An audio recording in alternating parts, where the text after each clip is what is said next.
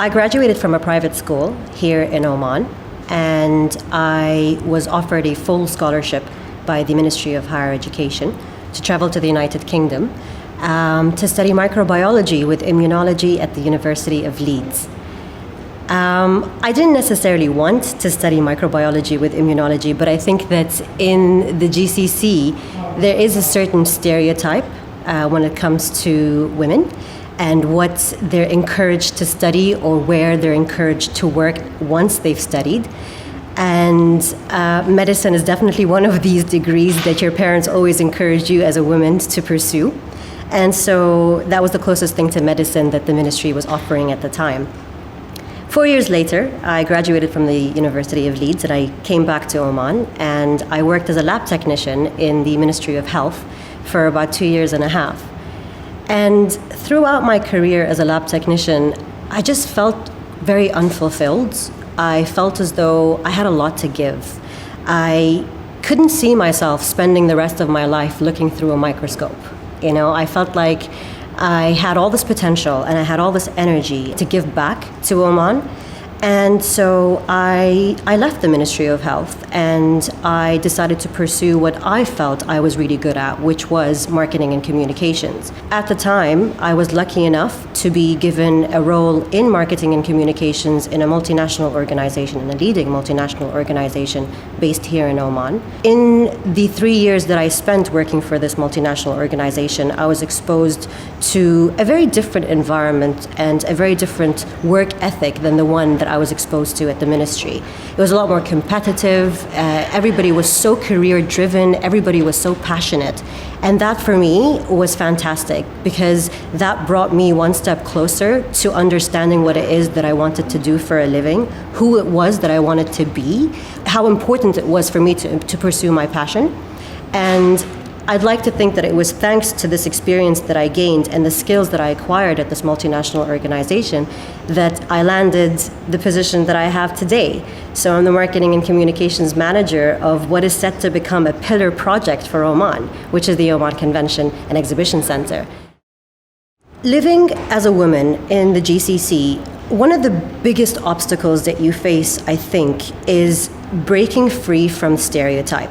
So it was the resistance to want to become an independent woman that I struggled with the most, be it on a personal level, so it was familial lack of support, or it was my friends, or it was the society as a whole.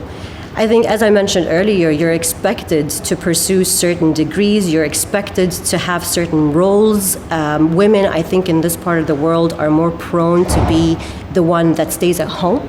And at least in a premature society like in Oman, it is still very much the majority. Today, they're a lot more open to the idea of women being in the workplace, but this has changed a lot over the years, and the stereotypes is still there, it's still existent.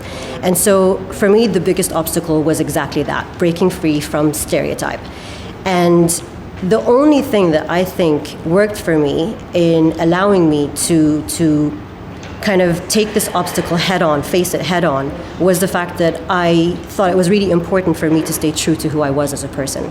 And I made sure that I surrounded myself with a very supportive network of family and friends to make sure that I had the support that I needed to pursue this dream of me staying true to myself. I think it's not being afraid of not knowing what you want. I think that a lot of people think that by a certain age you need to have figured it all out. And it's not the case. You don't need to know what you want to do for a living from the minute that you leave high school. Nobody needs to know that they want to become one thing in particular, because you're constantly changing as a person. And it's based on the people that you surround yourself with. It's based on the country that you're living in. It's based on so many different factors. And I think that the most important thing for you to do is to not be afraid of not knowing, and to just explore as many opportunities as you can, and take advantage of the opportunity that you can explore as many opportunities as you want until you figure out what you love doing. And once you've figured out what you love doing, then you pursue that. So there's a quote, and I forget who it's by, but it's find out who you are and do it on purpose. And that's exactly what I live by. It's finding out who I want to be and making sure that I'm living my life to make sure that I am being myself. Over the last 45 years, there's been so many different changes to women, to the Omani women. And considering that, the first female school was inaugurated in Oman in the year 1971. So considering that, the first school was inaugurated in 1971, we've seen so many great things. We've seen success stories. We've heard so many success stories about Omani women.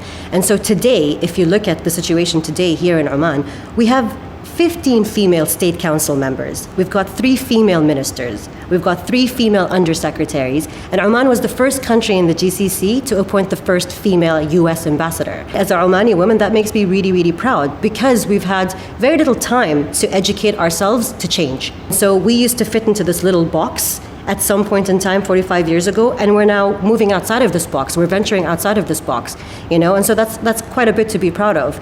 A few days ago, an article came out in the local newspapers about candidates who were offered full scholarship programs by the Ministry of Higher Education to complete further studies. And if you looked at that article, out of all of the candidates that were given the full scholarship, over 60% of them were women. The future looks very bright for women in the GCC. And, on top of that, I feel as though corporations more and more are accommodating women into the workplace. And so they're implementing various measures to ensuring gender balance. If you look at as well Oman's Vision 2020, for example, it aims at making sure that 50% of the workforce are women. And so the future for women in Oman, and I'd like to think that the trend is similar in the GCC, is definitely looking very, very bright. You'll see a lot more leaders, a lot more CEOs, a lot more presidents, a lot more, you name it, ministers that are women. And I really do look forward to seeing this change. I 100% believe that together we can do it.